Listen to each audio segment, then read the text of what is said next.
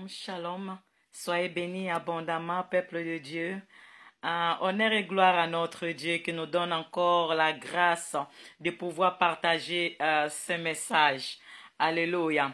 Oui, bien-aimé, l'Esprit de Dieu a mis dans mon corps cette pensée que je viens te transmettre, de prendre une bonne position face aux difficultés de la vie, face aux problèmes de la vie. Oui, parce que nous sommes des pèlerins sur cette terre, nous sommes des voyageurs. Et dans ce pèlerinage, dans ces voyages, nous rencontrerons des obstacles dans notre parcours.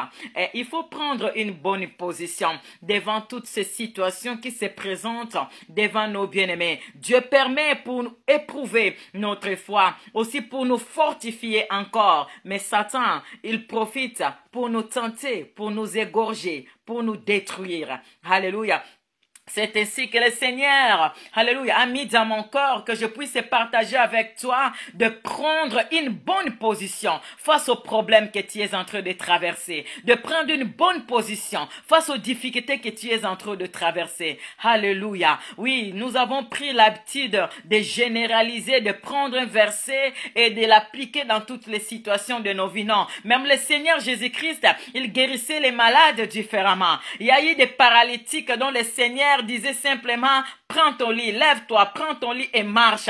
Mais devant la tombe de son ami Lazare, il avait pris une autre position. Il a crié fortement dans Jean chapitre 11, Lazare sort. Bien-aimé dans le Seigneur, même la nature doit nous enseigner. Le médecin ne guérit pas la maladie, toutes les maladies qu'avec les paracétamol. Non, quand tu te présentes devant le médecin, il va diagnostiquer la maladie que toi tu as. C'est par rapport à ça qu'il va maintenant, alléluia, te donner des médicaments appropriés pour guérir cette maladie. Mais nous prenons de l'aspirine pour tout type de maladie. Non, bien-aimé, ça peut nous détruire. C'est ainsi que beaucoup, il reste 5 ans, 10 ans à demander la même chose sans exaucement. Le Seigneur m'envoie de te dire de revoir ton positionnement face aux difficultés que tu es en train de traverser. Je te parle des Zachée. Zachée, bien-aimé dans le Seigneur, il voulait de tout son cœur voir le Seigneur Jésus-Christ dans Luc chapitre 19. Et il était aussi dans la foule.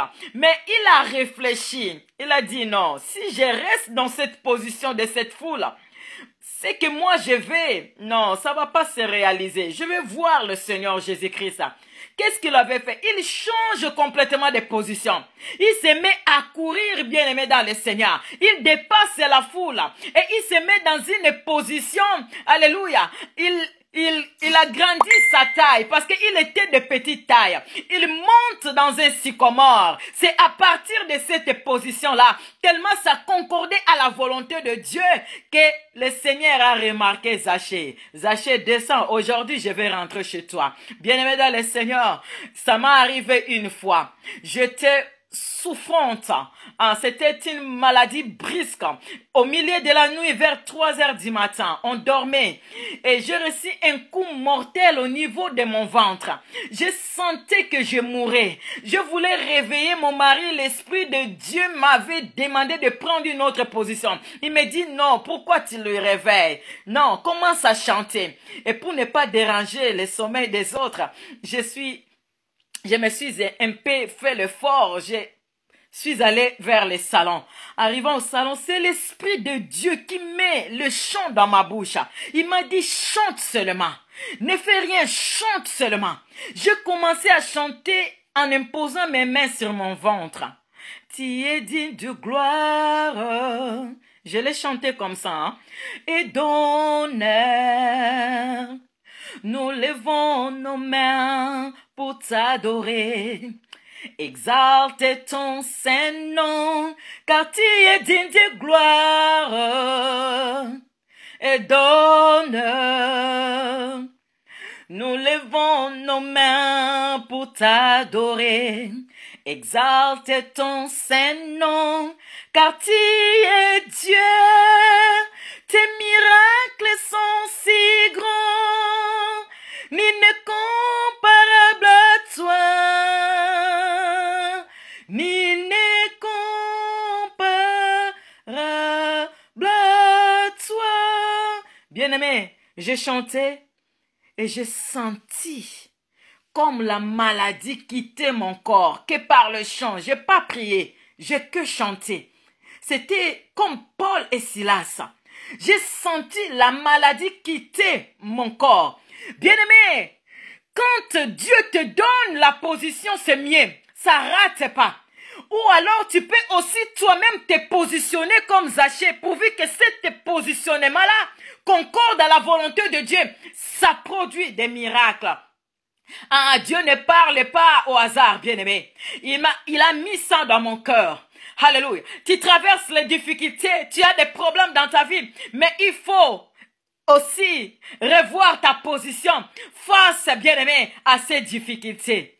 Ah, nous disons souvent, gardez silence, moi je combattrai pour vous. C'est devenu comme un slogan que nous appliquons dans toutes nos difficultés. Non, gardez silence. Non, bien-aimés dans le Seigneur. Pourquoi est-ce que Dieu demandait aux enfants d'Israël à ce moment-là de garder silence? Nous sommes dans le livre de Exode chapitre 14. Pourquoi est-ce qu'ils devaient garder silence? Parce que lorsqu'ils arrivent maintenant, alléluia, au moment de traverser, de rentrer dans le désert, il y avait un obstacle, vraiment de taille, un grand obstacle, une grande obstacle.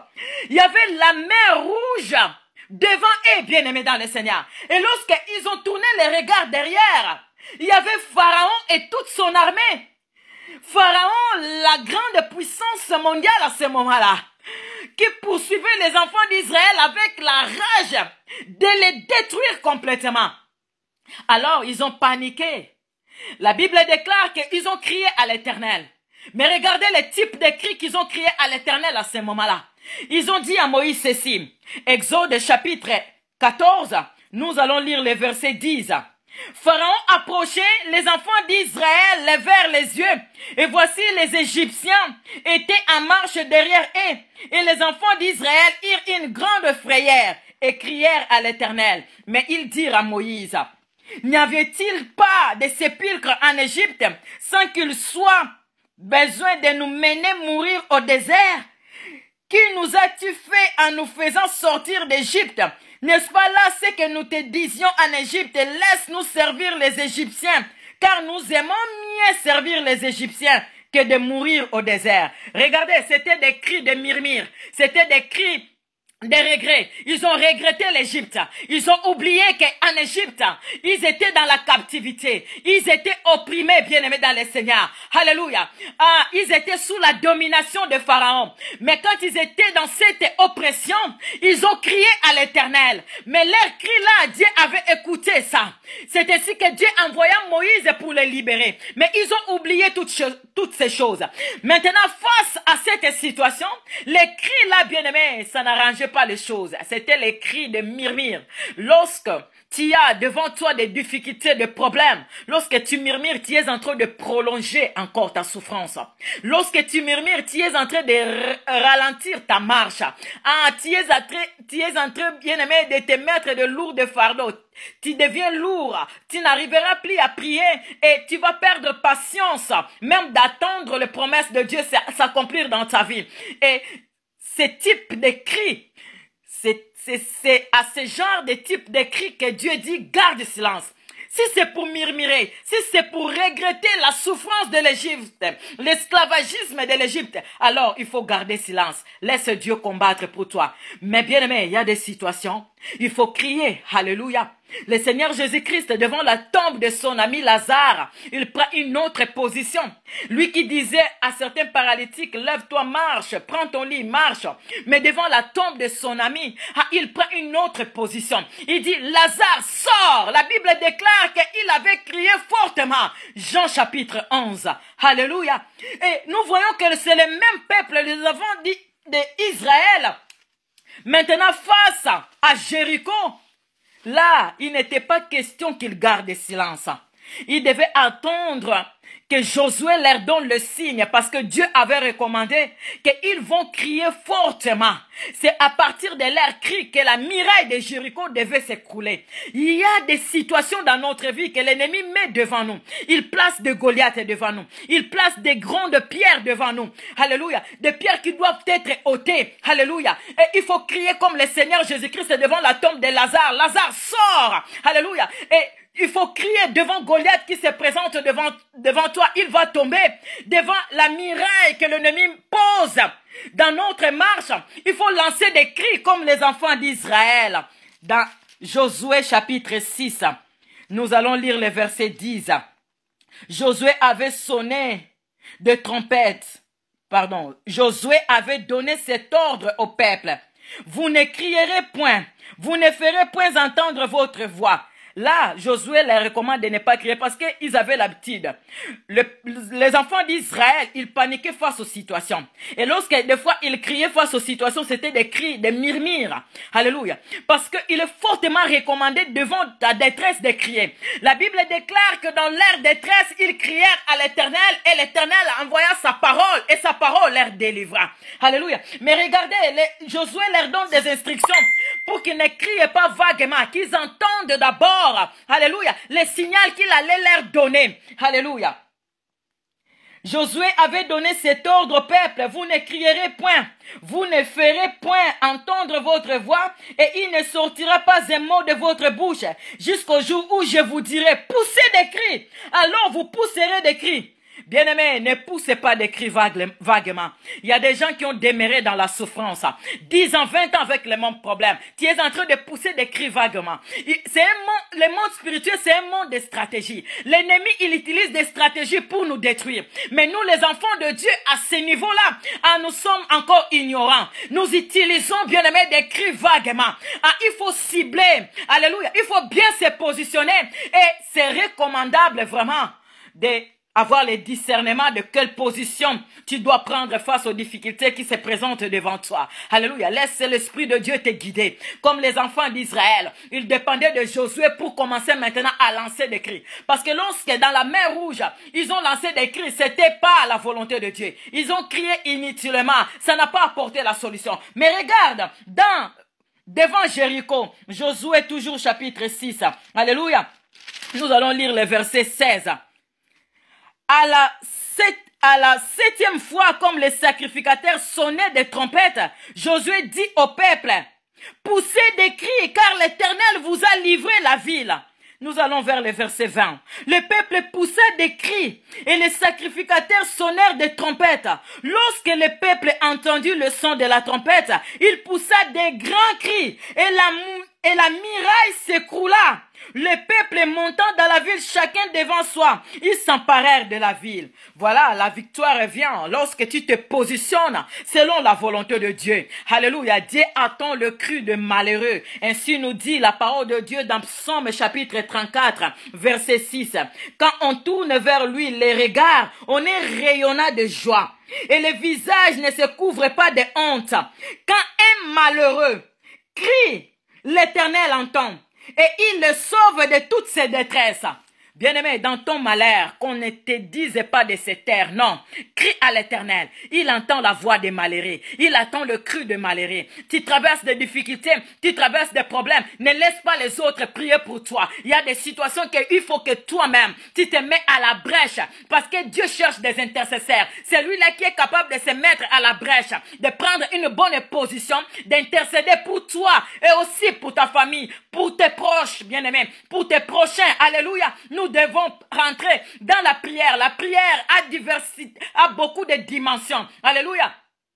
Il ne faut pas, bien aimé, appliquer les mêmes modes dans toutes les mêmes modèles, dans toutes les situations. Tu vas échouer. Même la prière a des dimensions et dimensions.